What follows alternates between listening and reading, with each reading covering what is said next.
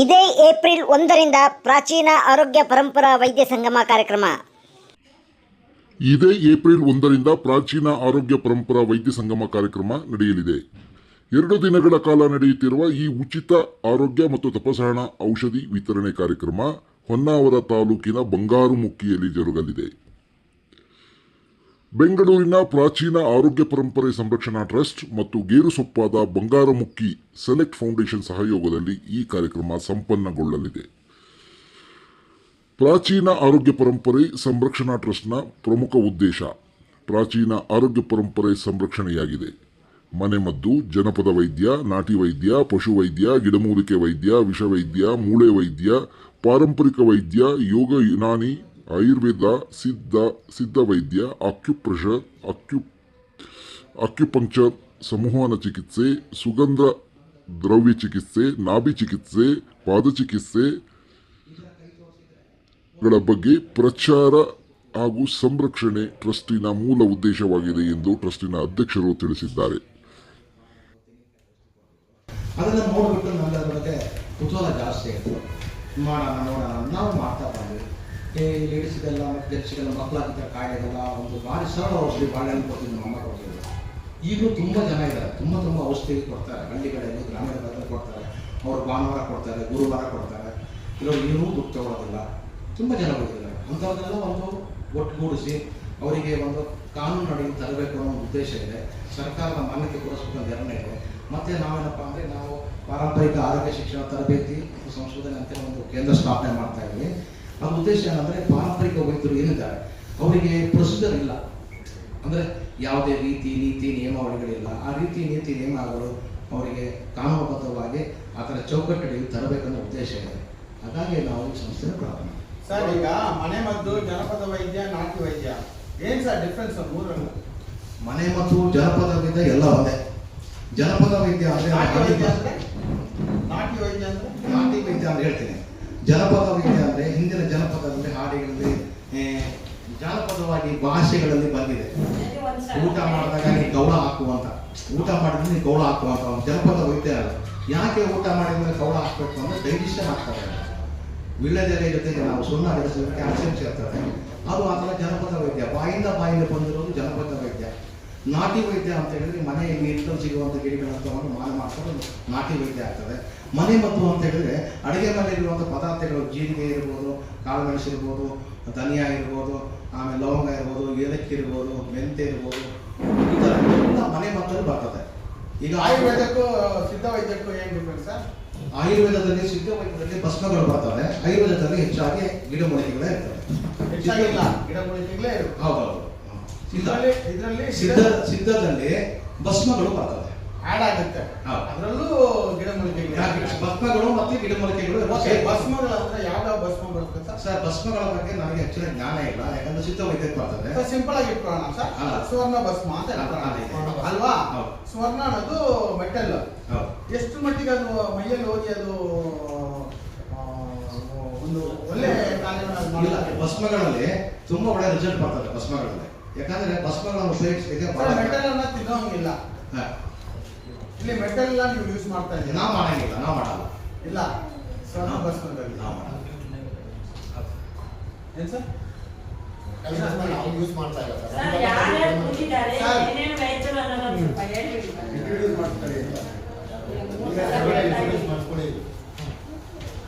ಪರಿಚಯ ಮಾಡ್ಕೊಳ್ಳಿ ಸರ್. ಎಲ್ಲರಿಗೂ ನಮಸ್ಕಾರ. ನನ್ನ ಹೆಸರು ಉಮೇಶ್ ಅಂತ. ನಾನು ಇಲ್ಲಿ ಬೆಂಗಳೂರಲ್ಲಿ ಪ್ರಾಕ್ಟೀಸ್ ಮಾಡ್ತಿರೋದು ವಕೀಲರು. ಈ ಪ್ರಾಚೀನ ಆರೋಗ್ಯ ಪರಂಪರೆ ಸಂರಕ್ಷಣಾ ಟ್ರಸ್ಟ್ನಲ್ಲಿ ನಾನು ಮ್ಯಾನೇಜಿಂಗ್ ಟ್ರಸ್ಟಿಯಾಗಿ ಇಲ್ಲಿ ನೇಮಕಗೊಂಡಿದ್ದೀನಿ. ನನ್ನ ಜೊತೆಯಲ್ಲಿ ಇನ್ನೂ ಇತರ 8 ಜನ ಟ್ರಸ್ಟ್ ಸದಸ್ಯರು ಇದ್ದಾರೆ. ನಮ್ಮ ಫೌಂಡರ್ ಪ್ರೆಸಿಡೆಂಟ್ ನಮಗೆ ಹಲವಾರು ವರ್ಷಗಳು Darshan versus Sudeep star war start trust ನಾವು ಸ್ಥಾಪನೆ ಮಾಡಬೇಕಂತ ನಮ್ಮಲ್ಲಿ ಅವರು ಒಂದು ಆಶಯ ತೋಡಿದ್ರು. ನಾವು ಈ ಟ್ರಸ್ಟ್ಗೆ ಯಾವ ಕಾನೂನು ಸಲಹೆಗಳು ಯಾವ ರೀತಿ ಬೇಕು ಆ ಕಾನೂನು ಸಲಹೆಗಳನ್ನ ಒದಗಿಸ್ಕೊಟ್ಟು ವೈದ್ಯರು ಏನೇನು ಸಮಸ್ಯೆಗಳು ಎದುರಿಸ್ತಾ ಇದ್ದಾರೆ ಆ ಸಮಸ್ಯೆಗಳನ್ನ ಒಂದು ಜಾರಿಗೊಳಿಸುವಂಥ ಕಾರ್ಯಗಳಲ್ಲಿ ನಾನು ಭಾಗಿಯಾಗಿದ್ದೀನಿ. ಸೊ ಹಾಗಾಗಿ ನಾನು ಇಲ್ಲಿ ಮ್ಯಾನೇಜಿಂಗ್ ಟ್ರಸ್ಟಿಯಾಗಿ ನಾನು ಕಾರ್ಯನಿರ್ವಹಿಸ್ತಾ ಇದ್ದೀನಿ ಸರ್. ನಮಸ್ಕಾರ, ನನ್ನ ಹೆಸರು ಮಂಜುನಾಥ್ ಅಂತ. ಈ ಸಂಸ್ಥೆಯಲ್ಲಿ ನಮ್ಮ ಹಳೆ ಹಿಂದಿನ ಕಾಲದ ವೈದ್ಯರುಗಳಿಗೆ ಒಂದು ಮಾನ್ಯತೆ ಸಿಗಲಿ ಅನ್ನೋ ಒಂದು ಕಾರಣಕ್ಕಾಗಿ ನಾನು ಈ ಸಂಸ್ಥೆಯಲ್ಲಿ ಉಪಾಧ್ಯಕ್ಷನಾಗಿ ನನ್ನ ಕಾರ್ಯ ನಿರ್ವಹಿಸ್ತೀನಿ. ಸರ್ ನಮಸ್ಕಾರ ಸರ್, ನನ್ನ ಹೆಸರು ಲಕ್ಷ್ಮೀನಾರಾಯಣ್ ಅಂತ.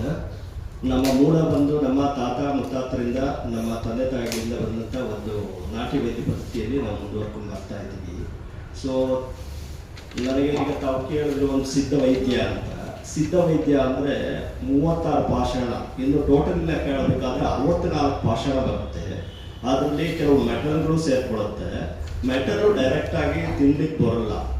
ಈ ಪ್ರತಿಯೊಂದು ಮೆಟಲ್ ಬಂದು ನಮ್ಮ ಭೂಮಿಯಲ್ಲಿ ಕೆಲವಾರು ರಾಸಾಯನಿಕ ಕ್ರಿಯೆ, ಈಗ ಚಿನ್ನಾನು ಅಷ್ಟೇ. 2026ನೇ ಸಾಲಿನ ಕರ್ನಾಟಕ ರಾಜ್ಯ ವಕೀಲರ ಪರಿಷತ್ತಿನ ಚುನಾವಣೆಯಲ್ಲಿ ಸದಸ್ಯ ಸ್ಥಾನಕ್ಕೆ ಪುಟ್ಟಸ್ವಾಮಿಯವರು ನಾಮಪತ್ರ ಸಲ್ಲಿಸಿದ್ದಾರೆ.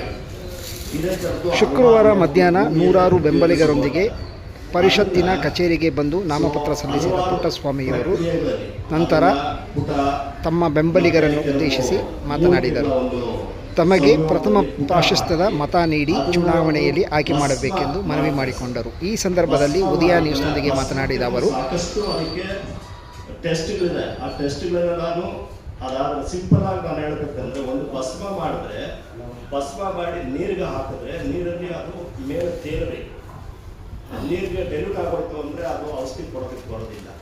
ಆ ಜೇನುತುಪ್ಪದಲ್ಲಿ ಒಂದು ಟೆಸ್ಟ್ ಮಾಡಿದ್ರೆ, ಈ ಥರ ಕೆಲವು ಟೆಸ್ಟ್ಗಳಿದೆ. ಆ ಟೆಸ್ಟ್ಗಳಿಗೆಲ್ಲ ಅಷ್ಟು ಪುಟ ಹಾಕಿ ಅದು ಬಂತು ಅಂದರೆ ಆ ಭಸ್ಮನ ಕೊಡ್ಬೋದು. ಈಗ ನೀವು ಮೆಟಲ್ ತಿನ್ನಲ್ಲ ಅಂತ ಹೇಳಿದ್ರಿ. ಈಗ ಜಸ್ಟ್ ಒಂದು ಈಗ ಅಲೋಪತಿ ಇದ್ರಲ್ಲಿ ಬಂದರೆ ಡಾಕ್ಟರ್ ಹೇಳ್ತಾರೆ ನಿಮ್ಮಲ್ಲಿ ಐರನ್ ಕಂಟೆಂಟ್ ಕಡಿಮೆ ಆಗಿದೆ, ನೀವು ಅದು ತಿನ್ನಿ, ಇದು ತಿನ್ನಿ, ಬಾಳೆಹಣ್ಣು ತಿನ್ನಿ, ಪೊಟ್ಯಾಷಿಯಂ ಕಡಿಮೆ ಆಗಿದೆ.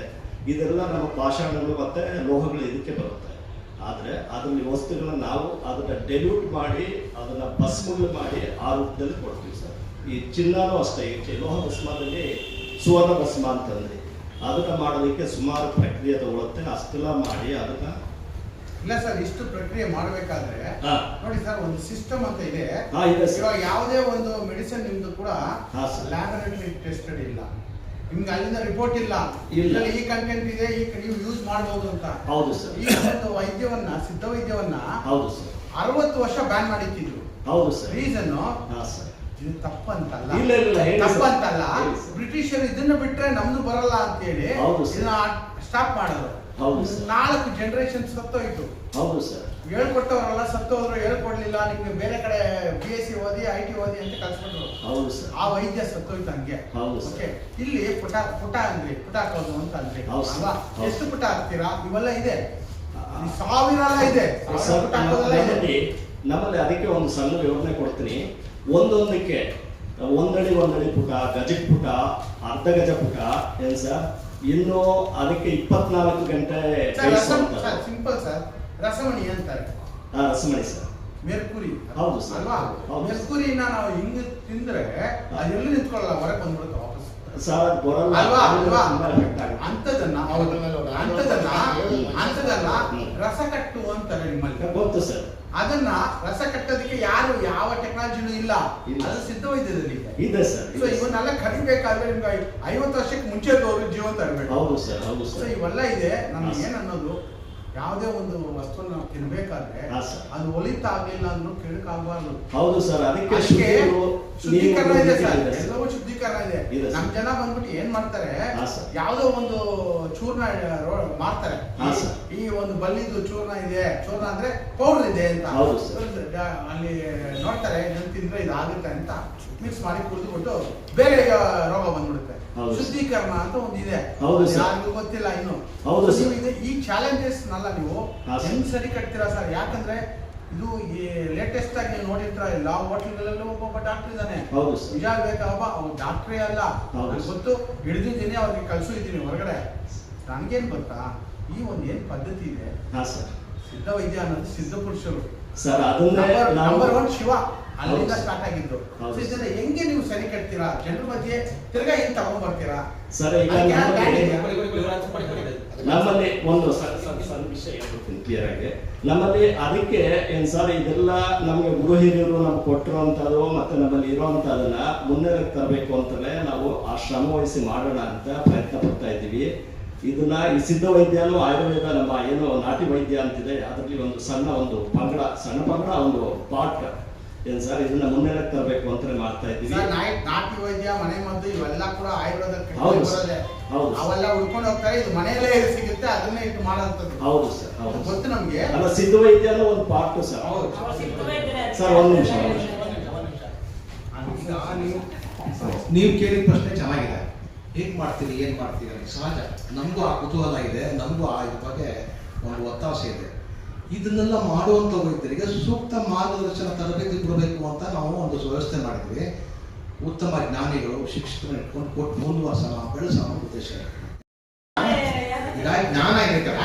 ಯಾಕಂದ್ರೆ ಮಾಡಿರ್ತಾರೆ ಅವ್ರಿಗೆ ಏನೋ ಸ್ಪೆಷಲೈಸ್ ಜ್ಞಾನ, ಅದಕ್ಕೆ ಅದು ಯೂಸ್ ಆಗುತ್ತೆ. ಈ ಸರ್ಟಿಫಿಕೇಟ್ ಮೆಡಿಸಿನ್ ಮಾಡ್ಲಿಕ್ಕೆ ಯೂಸ್ ಆಗುತ್ತೆ ಅಷ್ಟೇ. ಹೌದು, ಆ ಸರ್ಟಿಫಿಕೇಟ್ ಅಂದ್ರೆ ನಾನು ಮಾಡ್ತೀವಿ ಗೊತ್ತಾ, ಈ ನಾವು ಪ್ರಾಜೆಕ್ಟಿಗೆ ಡಾಕ್ಟರ್ ಇರ್ತಾರೆ, BMS ಡಾಕ್ಟರ್ ಇರ್ತಾರೆ. ಅವ್ರ ಮುಖಾಂತರ ಅವರಿಗೆ ನಾವು ಟ್ರೈನಿಂಗ್ ಕೊಡ್ತೀವಿ. ಅವ್ರ ಅಡಿಯಲ್ಲಿ ಅವ್ರ ಮುಖಾಂತರ ಟ್ರೈನಿಂಗ್ಸ್ ಕೊಡಿಸ್ತೀವಿ. ಯಾಕಂದ್ರೆ ಒಬ್ಬ ಟ್ರೀಟ್ಮೆಂಟ್ ಕೊಡೋದು ಯಾವ ಥರ ಕೊಡಬೇಕು, ಔಷಧಿಗಳು ಯಾವ ಥರ ತಯಾರಿಸಬೇಕು, ಯಾವ ಥರ ಶುದ್ಧಿ ಮಾಡಬೇಕು, ಯಾವ ಥರ ಅನುಪಾನ ಮಾಡಬೇಕು. ಇನ್ನು ಡಾಕ್ಯುಮೆಂಟ್ರಿ ಯಾರು ಇಡೋದಿಲ್ಲ. ಕೆಲವು ವೈದ್ಯರಿಗೆ ಡಾಕ್ಯುಮೆಂಟ್ರಿನೇ ಇಲ್ಲ. ಬಂದು ಔಷಧಿ ಕೊಟ್ಟರು ಕಳಿಸಿದ್ರು, ದುಡ್ಡು ತಗೊಳ್ಳೋದಿಲ್ಲ ಕೆಲವರು, ಆ ಥರ ಇದೆ. ಅದಕ್ಕೆಲ್ಲ ರೆಕಾರ್ಡ್ ರೈಟ್ ದಾಖಲೆಗಳು ಇಡಬೇಕು. ಪ್ರೊಸೀಜರ್ ಜಾರಿ ಮಾಡ್ತೀವಿ, ಯಾವ ಥರ ಮಾಡಬೇಕು ಅಂತ ಅವ್ರಿಗೆ ಮಾರ್ಗದರ್ಶನ ಕೊಡೋದು ವ್ಯವಸ್ಥೆ ಮಾಡಬೇಕು ಅನ್ನೋ ಉದ್ದೇಶದಿಂದ ಈ ಸಂಸ್ಥೆಯನ್ನು ಹುಟ್ಟಾಕಿದ್ದೀವಿ.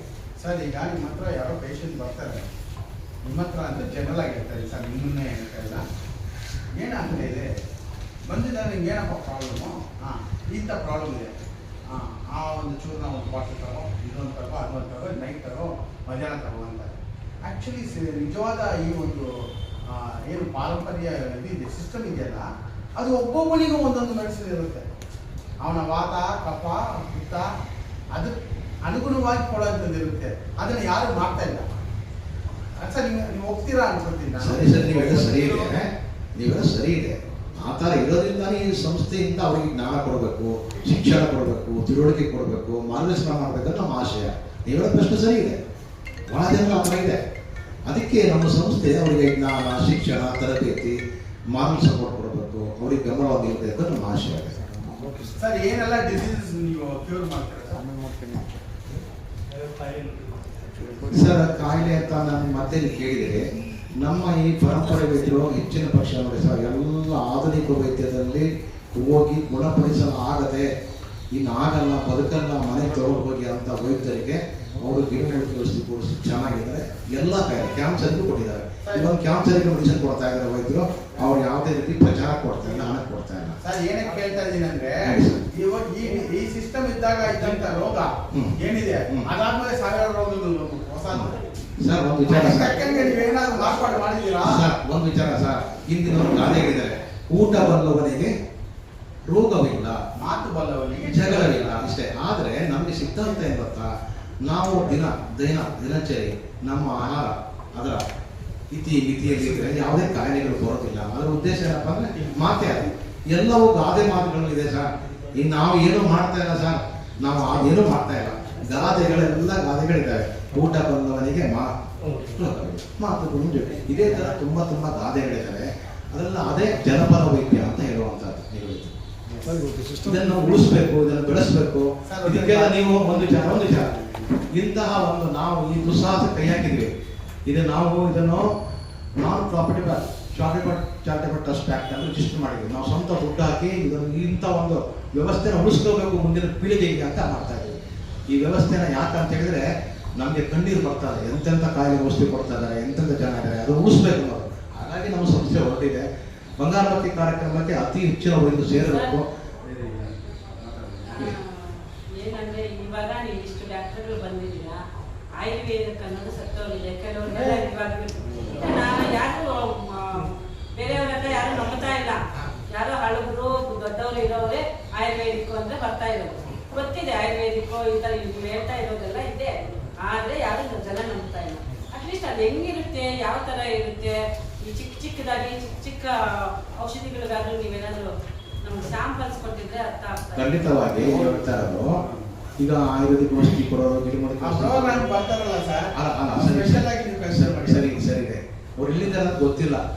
ಎಲೆ ಮರೆ ಕಾಯಿ ತೆಗೆದ ಎಲ್ಲರೂ ಎಲೆಮರಿ ಕಾಯಿ ಇದ್ದಂಗಿದ್ದಾರೆ. ಸರಿ, ನೀವು ಹೇಳೋ ಸತ್ಯ ಇದೆ, ಎಲೆಮರಿ ಕಾಯಿ ಇದ್ದಂಗಿದ್ದಾರೆ. ಅವರನ್ನೆಲ್ಲ ಹೊರಗಡೆ ತಂದು ಜನರಿಗೆ ತೋರಿಸ್ಬೇಕು ಅನ್ನೋ ಉದ್ದೇಶ ನಮಗಿದೆ. ಅದಕ್ಕೆ ನಿಮ್ಮ ಪತ್ರಿಕಾ ಮಾಧ್ಯಮದ ಎಲ್ಲ ಮಿತ್ರರ ಸಹಕಾರ ಬೇಕು ನಮ್ಮ ಕಾರ್ಯಕ್ರಮಕ್ಕೆ. ಒಂದೇ ಒಂದು ಮಾತು ಫಿನಿಶ್ ಮಾಡ್ತೀನಿ. ಈ ಋಷಿಗಳೆಲ್ಲ ಒಂದು ಶಿವನಲ್ಲಿ ಜನರನ್ನ ಕಾಪಾಡಲಿಕ್ಕೆ ವರವನ್ನ ಕೇಳಕ್ ಹೋದ. ತಾ ವರವ ಅಂತ ಕೇಳಿದ್ರು. ಆಗ ಬಿಟ್ಟದ್ದು ಶಿವ ಎಲ್ಲ ಮೂಲಿಕೆಗಳನ್ನ ವರವ ತಾವರಗಳಾಗಿ. ಆ ತಾವರಗಳೇ ಇವಾಗ ನಿಮ್ಮ ಮಡಿಸಲು. ನಾರಾಯಣೇ ಅಂತಾರೆ. ಖಂಡಿತ ಸರ್.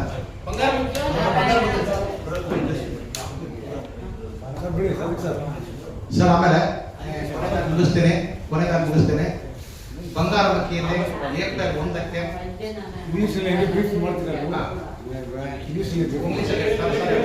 ಸರ್ ಹೇಳ್ತಾರೆ, ನಾನು ಕನ್ನಡ ಹೇಳ್ತೀನಿ. ಬಂಗಾರ ಮಕ್ಕಿಯಲ್ಲಿ ಏಪ್ರಿಲ್ 1ಕ್ಕೆ 2026 ಏಪ್ರಿಲ್ 1ಕ್ಕೆ ಪ್ರಾಚೀನ ಆರೋಗ್ಯ ಪರಂಪರಾ ವೈದ್ಯ ಸಂಗಮ ಅಂತ ಇದೆ. ಎಲ್ಲ ವೈದ್ಯರಿಗೆ ಇನ್ವೈಟ್ ಮಾಡ್ತಾ ಇದ್ದೀವಿ. ಒಂದು 5 ಜನ ಬರುವಂಥ ವೈದ್ಯರು ಬರ್ತಾ ಇದ್ದಾರೆ, ಹೇಳಿರ್ತಾರೆ. ಅದಕ್ಕೂ ಜಾಸ್ತಿ ಜನ ಬರ್ಬೋದು. ಹಾಗಾಗಿ ರಾಜ್ಯದ ಎಲ್ಲ ವೈದ್ಯರಿಗೆ ಈ ಮಾಹಿತಿ ಮುಟ್ಟಬೇಕನ್ನೋ ಸದುದ್ದೇಶದಿಂದ ನಾವು ಇವತ್ತು ಬೆಂಗಳೂರಿಗೆ ಬಂದು ಪ್ರೆಸ್ ಮೀಟ್ ಮಾಡ್ತಾ ಇದ್ದೀವಿ. ಎಲ್ಲ ಪತ್ರಿಕಾ ಮಾಧ್ಯಮದ ಮಿತ್ರರು ಸಹಕಾರ ಕೊಡುವಾಗ ಈ ಸುದ್ದಿಯನ್ನು ರಾಜ್ಯಾದ್ಯಂತ ಕೊಟ್ಟು ಎಲ್ಲ ವೈದ್ಯರು ಸೇರಲಿಕ್ಕೆ ಅನುಕೂಲ ಮಾಡಿಕೊಡ್ಬೇಕು. ನಾವು ಮಾಡ್ತಿರುವಂಥ ಒಂದು ಸಮಾಜ ಸೇವೆಯಲ್ಲಿ ತಾವು ಕೈ ಜೋಡಿಸಿ ಸಹಕಾರ ನೀಡಬೇಕಂತ ಕೇಳ್ಕೊಳ್ತೀವಿ. ಸರ್, ಇಂಗ್ಲೀಷಲ್ಲಿ 578 ಮೂಲಿಕೆಯನ್ನು ನೀವು